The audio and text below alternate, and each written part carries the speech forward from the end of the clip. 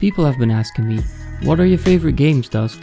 And well, I think if I had to list my favorite games of all time, I would probably forget half of them, and some would be so old you would not be able to find them anymore. So instead of giving you a list of my favorite games of all time, I will give you a list of my favorite games that I have installed on my PC today. So you guys could potentially get them as well if you're interested in playing them for yourself. Number 10. Warhammer Vermintide 2, an underrated game. This is a co-op game where you play with 4 people against hordes of creatures, and meanwhile you try to get from A to B. You get a couple of objectives along the way, and at the end you'll receive some gear. The characters will be replaced by NPCs if someone leaves, making it possible for you to play this solo. I really like the setting this game has, and the sense of scale makes you feel like you are in one of the Lord of the Rings movies, fighting these enormous groups of enemies. There are 4 different classes with a skill tree for each, and each class has another 3 variants with slightly different abilities. This game is now cheap, and if you like the medieval setting, you will have a good time in this game. Number 9. Deep Rock Galactic. If you've been looking at this game for a while thinking that this looks pretty good actually, well, let me tell you, it is. In a world where almost all multiplayer games are competitive, it is nice to find such a gem of a game. This game was built around co-op, giving you tools to help each other out. It's hard to explain why it's so fun, as it doesn't really look special at first glance. This game was just built to be fun, and it does it really well. It runs very smooth too. It's very polished. You would almost forget that it was made by an indie developer. There was only one thing I didn't like, and that's the fact that I got this game too late. I waited way too long. It's definitely worth the price, and these developers deserve whatever the asking price is for this game now. Number 8. Skyrim with mods.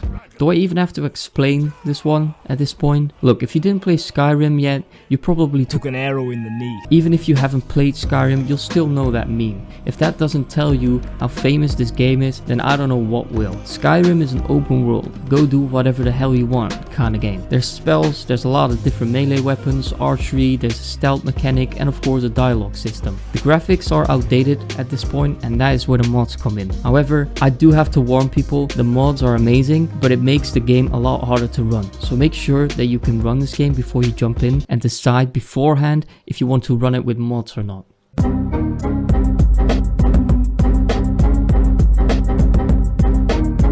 Number 7. Shadow Warrior 2. No, not 3, even though it's out, I still prefer 2, and it's cheaper as well. Looking for a good first-person shooter game and haven't played any of the Shadow Warrior games yet? Look no further. This game has an interesting setting, looks good, plays amazing, and is actually funny. It's a linear game, but it has some procedurally generated environments to keep things fresh. The story is decent, but the main character is really what it's all about. You shoot, hack, slash, and even saw your enemies into pieces as you collect more weapons to do it with. And all this while laughing at the jokes from your main character. You don't look like an art collector. And you don't look like you're about to be a pile of tiny pieces. Still, here we are, right? What do you want? I want those scrolls you have. I sold those already. Bunch of junk. Who the fuck you sell them to? I never divulge information about my clients. And I never divulge information about where I bury my victims. Let me show you on your map. Wise choice. Number 6. Metal Gear Rising: Revengeance. I'm a sucker for good action games, and if there's one game that makes you feel like an absolute badass cyborg, cutting everything into pieces so fast that even Gordon Ramsay would be jealous, then it's this game. It's grim. It's fucking grim. I think all the newer action games today look like a joke compared to this one. Yes, even you, Devil May Cry 5, although that game probably gets the closest to this one. This is a story-driven adventure game, rather linear, but has amazing action. I'll just shut up for a bit so you can actually experience it for yourself.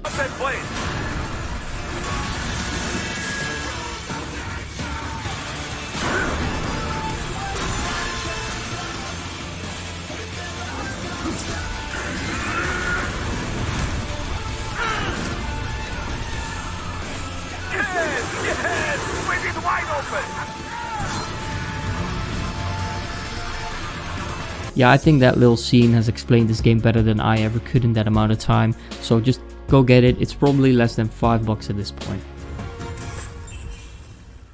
Number 5. Far Cry 3. Did I ever tell you the definition of insanity? This game has the best villain out of any video game ever. Period. No, Pagan Min was not better, okay? So I think most people know this series already. It's an open world first person shooter, although there's also some melee and stealth. There are vehicles, wildlife that attacks you, but why Far Cry 3 and not any of the other ones? Well, there's 3 reasons for that. 1 is the story is more interesting as well as the world. 2, the progression feels more meaningful as well as the hunting and the animals. And 3, Vaz. Like I said, he's the best villain to ever exist in any video game. If you like these type of games, this is the best one. Number 4. Ghost Recon Breakpoint. Realistic mode. I know that Tom Clancy's games haven't been amazing recently, but I think this game is overlooked. Why? Well, because people play this game wrong. Well, then why do they play it wrong? Well, because the game itself doesn't force you to play the fun way. Wait, what? Okay, let me explain. So if you start the game, everything is on default, obviously. But everything in the default mode sucks. Why? Well, to name a few things, the enemy markers, the HUD elements, the ammo counter, the weapons with stats that don't really make sense. However, if you play this game in realistic mode, it is so much better. The night gameplay is amazing, the stealth becomes twice as good, it plays a lot more realistic, it looks a lot more realistic, you die pretty fast, stealth becomes more important, enemies die fast like they would in real life, and it's just a lot more fun. This game gives you an open world to explore, weapons to collect and customize, and you can do it in co-op. If you want to roleplay with friends, this game is great.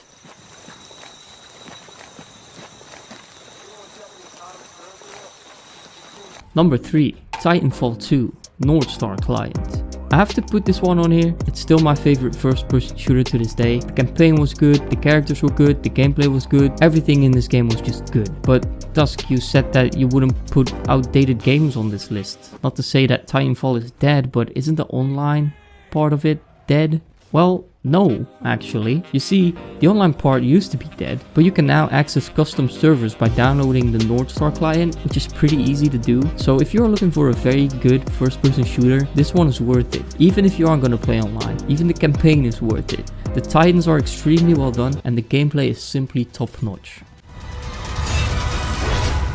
Stand by for Titanfall. Number 2. Monster Hunter Rise. This is quite obvious, I guess, although most people would have probably expected me to put this one in first.